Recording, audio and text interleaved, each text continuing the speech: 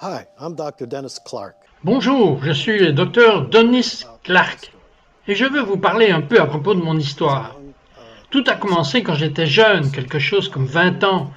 Je cherchais, peut-être vous correspondez à la même catégorie que j'ai recherché. Tout ce que j'ai recherché dans les drogues, j'ai recherché dans les soirées. Je cherchais un but quand tout le reste avait échoué. J'ai commencé à m'abonner à des magazines en me disant que finalement je vais trouver un sujet. Je vais juste cliquer et je vais savoir ce que c'est. Bien sûr, je ne voulais pas de religion. J'ai eu de mauvaises expériences avec la religion, alors je cherchais, et peut-être que vous êtes dans la même situation maintenant, et je veux vous dire qu'il y a un royaume surnaturel que vous pouvez explorer et connaître pour de vrai. Qu'il est là et que vous pouvez être sceptique, mais je vais vous dire comment Dieu a vraiment traité mon scepticisme en ayant une rencontre avec lui. Laissez-moi commencer par ce que j'étais. Rappelez-vous que j'avais pris de la drogue et finalement je suis arrivé à l'endroit où j'ai allumé une télévision chrétienne pour me moquer et je m'en suis moqué jusqu'au jour où l'homme à la télévision a dit qu'il y avait quelqu'un là-bas précisément et c'était comme si toute la pièce avait changé et que ce n'était que moi. Je savais qu'il s'adressait à un large public, mais ce n'était que moi, et j'étais si frappé par cette conscience du royaume surnaturel, de la présence qui était autour de moi, tirant sur mon cœur, que j'ai donné ma vie à Jésus à ce moment-là. Quelque temps plus tard, j'ai dit d'une manière décontractée, « Dieu, je ne sais pas grand-chose à ton sujet. Je n'ai pas eu beaucoup de formation, je suis juste nouveau, mais c'est la voie que nous sommes censés vivre, cela autant que je le crois, et je me suis assis dans une chambre, et je viens de dire à Dieu, je ne sais pas comment dire cela, mais c'est ainsi que nous sommes censés vivre. Et j'ai dit, même si une chose terrible se produit pour moi, je vais vivre pour toi et te servir. Je ne veux rien de terrible qui puisse m'arriver, mais je vais vivre pour toi et te servir tous les jours de ma vie. Et à ce moment-là, j'ai été inondé d'une vision, là où Dieu s'est ouvert, il m'a montré que Jésus le Messie était en moi, de la tête aux pieds. Et je l'adorais, et avec mes mains levées, je parlais dans une autre langue. J'ai eu tout cela et j'étais confondu dans ma tête parce que je me disais, mais pourquoi moi? Et comment se fait-il que personne ne m'ait jamais dit qu'une telle chose était possible? La joie surnaturelle était si puissante que je pensais que ma peau allait éclater. Et à ce moment-là, j'ai eu ma première révélation que très franchement, nous avions besoin d'un nouveau corps au paradis parce que ce corps ne pouvait pas supporter la joie, la paix et l'amour. C'était comme exploser. Et mon esprit est devenu si sensible au bien et au mal.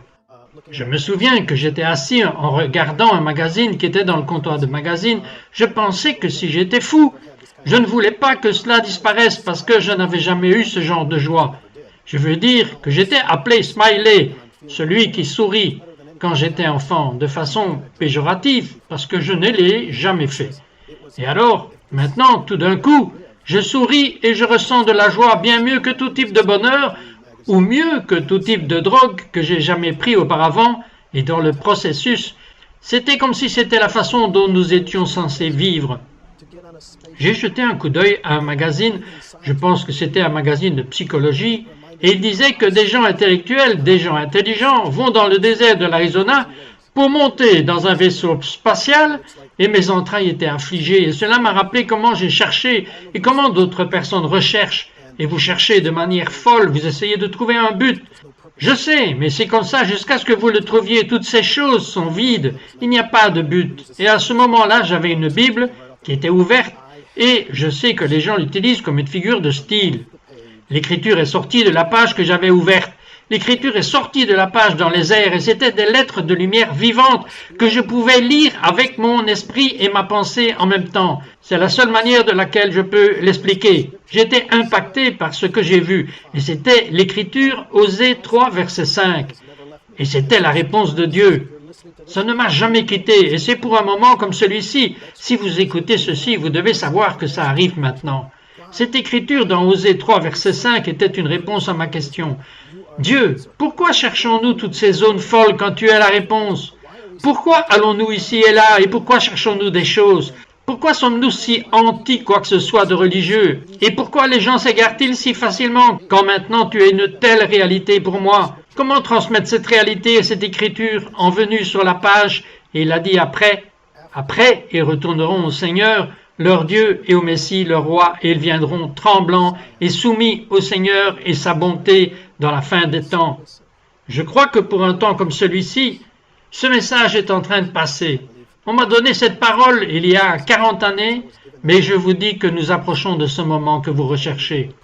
Chercher un but est peut-être égoïste, mais Dieu ne veut pas que vous essayiez de déterminer votre objectif. Il a une mission pour vous, individuellement. Il a une mission unique en son genre qu'il a préparée pour vous au préalable. Vous voulez trouver un épanouissement personnel? Vous voulez trouver une vie avec un grand V? Vous devez savoir que sans l'ombre d'un doute, votre vie est significative et utile. Il n'y a jamais eu un autre vous, et il n'y en aura jamais d'autre. Vous êtes unique en votre genre, avec une mission unique que vous seul pouvez effectuer. Et je veux prier pour vous, que vous trouviez cette affectation et que vous vous détourniez de toute cette recherche, de ces autoroutes et ces routes pour des choses qui ne vont jamais vous satisfaire et qui ne seront jamais assez. Comme un toxicomane, vous n'en aurez jamais assez. Donc je veux que vous priez avec moi maintenant. Je veux que vous priez ce Dieu que si ce gars dit vrai, s'il y a un royaume surnaturel disponible pour nous tous, alors je veux le voir. Je vais ouvrir mon cœur et en ouvrant votre cœur, c'est un abandon et une ouverture de votre esprit. Vous consentez, vous cédez et vous ouvrez la porte de votre cœur et vous dites: je veux que tu viennes dans ma vie, et je vivrai pour toi, et je te servirai. Purifie-moi de mon péché, et je vais vivre pour toi et te servir tous les jours de ma vie. Maintenant, si vous venez de le dire, si vous avez fait cette prière, qui est le début et l'entrée dans un royaume surnaturel, à partir de ce point, tout devient neuf. Vous devenez une nouvelle créature, quelque chose qui n'a jamais existé auparavant, une union de votre esprit avec son esprit, et c'est le début du reste de votre vie. Cela va être une marche surnaturelle et un royaume surnaturel qui est disponible pour vous. Je veux que vous trouviez votre mission. Vous avez une mission spéciale que personne d'autre ne peut faire, mais vous et moi voulons juste que vous priez maintenant pour que ce soit le premier jour d'une toute nouvelle vie. Cela va être un moment important pour vous de faire l'expérience de votre véritable but, qui est vraiment une mission, qui a été pré-planifiée par Dieu avant que vous soyez formés dans le ventre de votre mère. Il veut vous révéler Jésus, le Messie, en vous, et à travers vous, comme un rendez-vous divin, au nom de Jésus. Amen. In Jesus' name, amen.